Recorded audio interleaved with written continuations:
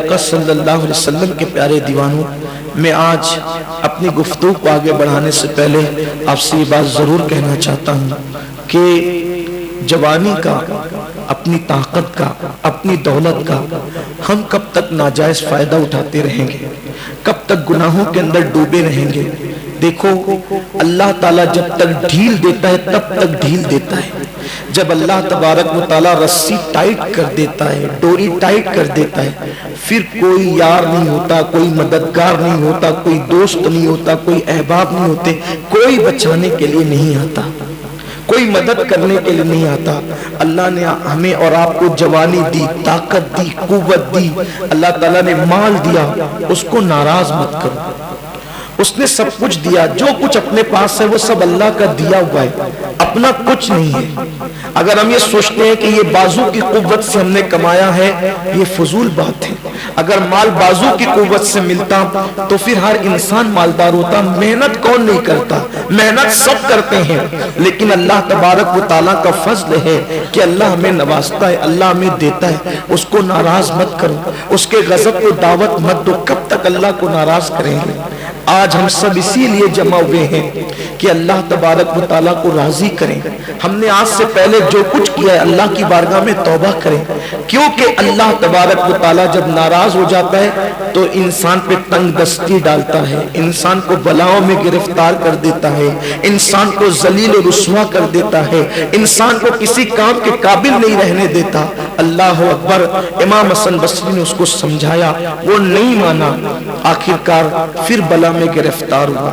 اب جب وہ بلا میں گرفتار ہوا تو حضرت امام حسن بصری رضی اللہ تعالیٰ کو لوگوں نے کہا، حضرت اب وہ پھر بیمار ہو گیا ہے، اور اتنا بیمار ہوا ہے اب اس کے بچنے کے چانسز ختم ہو گئے، یعنی اب وہ مر جائے گا۔ اللہ کے ولی کتنے خلیق اور با اخلاق تھے، اس نے ٹکا سا جواب دیا، اس نے بے ادبی کی آپ کی شان میں، اس کے باوجود بھی حضرت امام حسن بصری نے فرمایا، چلو ایک مسلمان ہے، اگر اس کی موت کا وقت قریب ہے تو ہمیں اس کے گھر چلنا چاہیے اور اس کو کچھ ہمت اور حوصلے کی بات کرنا چاہیے۔ حضرت امام حسن بصری رضی اللہ تعالیٰ نے گئے، جب دیکھا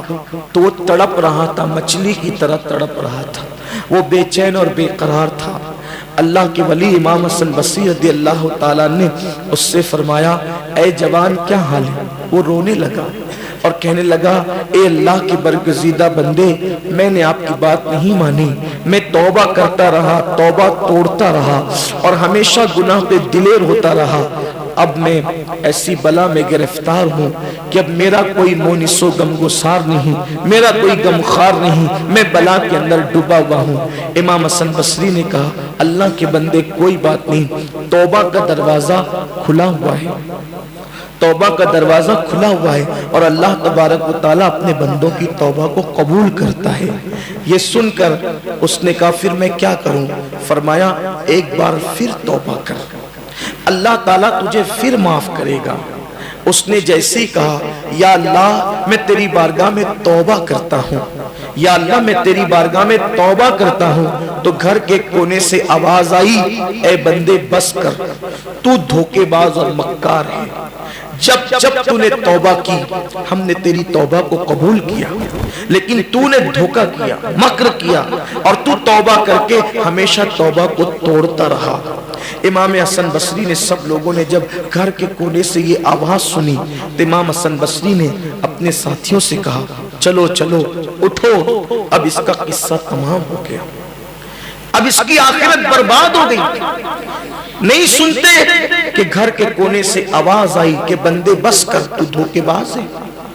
اب تیری توبہ قبول نہیں ہوگی، تو دھوکے باز ہے، تجھے بخشا نہیں جائے گا۔ امام حسن بصری نے کہا، اتنا سننے کے بعد اب یہاں بیٹھ کر فائدہ کیا ہے؟ روتے ہوئے امام حسن بصری اپنے گھر کی طرف چلے گئے۔ علامہ ابن الجوزی لکھتے ہیں، امام حسن بصری اپنے گھر کی طرف گئے، اس کی ماں، بوڑھی ماں بھی رونے لگی، وہ بھی رونے لگا۔ اب کیا؟ اب تو آواز آئی قدرت کی طرف سے، غیبی آواز کہ تجھے معاف نہیں کیا جائے گا۔ مگر قربان اس جوان نے کہا اپنی ماں سے، امی حسن بصری تو چلے گئے، غیبی آواز بھی آ گئی کہ تجھے معاف نہیں کیا جائے گا، لیکن مجھے یقین ہے کہ میرا اللہ بڑا ستار و غفار ہے، میرا اللہ بڑا کریم ہے، اے میری ماں ایک کام کر، تو میری ماں ہے، میں تجھے اللہ کی قسم دے کر کہتا ہوں میرے گلے میں رسی ڈال، میرے گلے میں رسی ڈال اور مجھے گھر کے چاروں کونے میں گھسیٹ اور میرے چہرے کو دھول لگا کر اس پہ پیر رکھ کر کے کہنا یہ اس کی سزا ہے جس نے اللہ کے ساتھ بغاوت کی ہے اور گناہ کی ہے، اور کہنا کہ اللہ تو کریم ہے، تو مہربان ہے، تو معاف کرنے والا ہے، مولا تو وہ ہے جس نے 50 سال کے بعد بچھڑے ہوئے یوسف کو اپنے باپ حضرت یعقوب سے ملایا، اللہ تو وہ ہے جس نے ایوب کی بیماری کو دور کر کے از سر نو تو نے اسے زندگی عطا فرمائی، اللہ تو وہ ہے جس نے یونس کو مچھلی کے پیٹ میں زندگی عطا کی، سانس دینے کا موقع دیا، اللہ تو بڑا کریم ہے، میرے بیٹے کو بخش دے، میرے بیٹے کو معاف کر دے۔ بس اس کا چہرہ ماں نے جے وہ گھسیٹا، خاک میں ڈالا اور اس کے چہرے پہ پیر رکھ کر کے اللہ کی بارگاہ میں دعا کی، اے اللہ میرا بیٹا اگرچہ گناہگار سیاکار بدکار ہے لیکن آج وہ اپنے گناہوں پہ نادم اور شرمندہ ہے، تیری طرف سے آواز بھی آ چکی ہے کہ تجھے معاف نہیں کیا جائے گا، لیکن مولا تو وہ ہے کہ جس نے 50 سال کے بعد بچھڑے ہوئے یوسف کو اپنے باپ یعقوب سے ملایا، اللہ تو وہ ہے جس نے ایوب کی بیماری دور کر کے اثر نو سے زندگی عطا کی، تو وہ ہے جس نے یونس کو مچھلی کے پیٹ میں جو ہے وہ سانس لینے کی توفیق عطا فرمائی، مولا اگر تو میرے اس بچے کو بخش دے گا تو تیرا نقصان اس میں کیا ہے؟ یہ کہہ کر ماں بھی رونے لگی اور وہ جوان بھی رونے لگا، غیب سے آواز آئی جا ہم نے تیرے بیٹے کو بخش دیا، اور یہ آواز صرف گھر میں نہیں آئی بلکہ حضرت سیدنا امام حسن بصری کے کانوں تک بھی پہنچی کہ اللہ تبارک و تعالیٰ نے اس کو بخش دیا اور اس کو معاف فرما دیا۔ میرے پیارے آقا صلی اللہ علیہ وسلم کے پیارے دیوانوں، اللہ تبارک و تعالیٰ کی رحمتوں کو بس بخشش کا بہانہ چاہیے، اللہ کی رحمتیں بخشش کا بہانہ تلاش کرتی ہے، اور یہ جو آج کی رات ہے، آج کی رات تو خاص بخشش کی رات ہے، آج کی رات تو خاص مغفرت کی رات ہے۔ اللہ کے رسول علیہ السلام فرماتے ہیں 5 راتوں میں دعائیں رد نہیں ہوتی، ایک رجب کی پہلی رات، دوسری شب برات، تیسری شب قدر، چوتھی عرفہ کی شب، یعنی حاجی جس دن حج کے میدان میں ہونے والے ہوتے ہیں اس سے پہلے عرفہ کی شب، اور 5ویں عید الفطر کی شب۔ یہ 5 راتوں میں اللہ کے رسول نے ضمانت دی ہے کہ جو بھی دعا کی جاتی ہے اللہ تبارک و تعالیٰ قبول فرماتا ہے، اور شب برات کے لیے اللہ کے رسول فرماتے ہیں کہ ہر مسلمان کو، ہر مومن کو بخش دیا جاتا ہے سوائے اس کو جس کے دل میں کسی مسلمان کے لیے کینہ ہو۔ زندگی کا کوئی بھروسہ نہیں ہے، ہم ہر سال جمع ہوتے ہیں، توبہ کرتے ہیں، لیکن میری گزارش یہی ہے کہ ہم کبھی ایسی بھی توبہ کریں کہ اس توبہ کے بعد پھر ہماری زندگی میں گناہ نہ ہو، اس توبہ کے بعد پھر ہماری زندگی میں 5 وقتہ نماز ہو، ایسی توبہ ہو جس توبہ کے بعد پھر چہرے سے داڑیاں نکال کے گٹروں میں نہ پھینکے، ایسی توبہ ہو جس توبہ کے بعد ہم جھوٹ کو ترک کر دیں، ایسی توبہ ہو اس توبہ کے بعد پھر ہم کسی پہ ظلم کرنا بند کر دیں، کسی پہ زیادتی کرنا بند کر دیں۔ اگر ہم نے ایسی توبہ کر لی انشاءاللہ اپنی دنیا بھی سنور جائے گی اور اپنی آخرت بھی سنور جائے گی۔ اس دنیا کے اندر ہم آئے ہیں آخرت کی تیاری کے لیے، اس دنیا میں آئے ہیں اس دنیا کو بہتر بنانے کے لیے، اس لیے زندگی کا کوئی بھروسہ نہیں ہے، ہم کب تک جئیں گے یہ ہمیں بھی نہیں پتا ہے، اس لیے قبر کی تیاری کریں، حشر کی تیاری کریں، میدان محشر کی تیاری کریں، اللہ کی عدالت میں کھڑے ہونے کی تیاری کریں۔ کب تک اللہ سے دور دور رہو گے؟ مرنے کے بعد تو اللہ کی طرف پلٹنا ہی ہے، تو کل مر کے پلٹیں گے تو پچھتائیں گے، آج جیتے جی ہم اللہ کی بارگاہ میں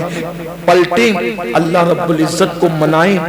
اللہ کو راضی کریں، ایک بزرگ اکثر قوم سے فرماتے تھے اے لوگوں اللہ سے صلح کر لو، اے لوگوں اللہ سے صلح کر لو، اے لوگوں اللہ سے صلح کر لو۔ اور جب قبرستان جاتے تھے تو قبر والوں کے متعلق کہتے تھے اے اللہ ان سے صلح کر لے، اے اللہ ان سے صلح کر لے۔ کسی نے کہا حضرت آپ کی بولی بدل کیوں جاتی ہے؟ بزرگ فرماتے ہیں جب تک انسان زندہ ہوتا ہے اللہ اس کو معاف کرنے کے لیے تیار ہوتا ہے، مگر بندہ اللہ سے معافی نہیں مانگتا، اور جب وہ مر کر عذاب میں گرفتار ہو جاتا ہے اب وہ معافی مانگتا ہے، لیکن اللہ اس کے لیے توبہ کا دروازہ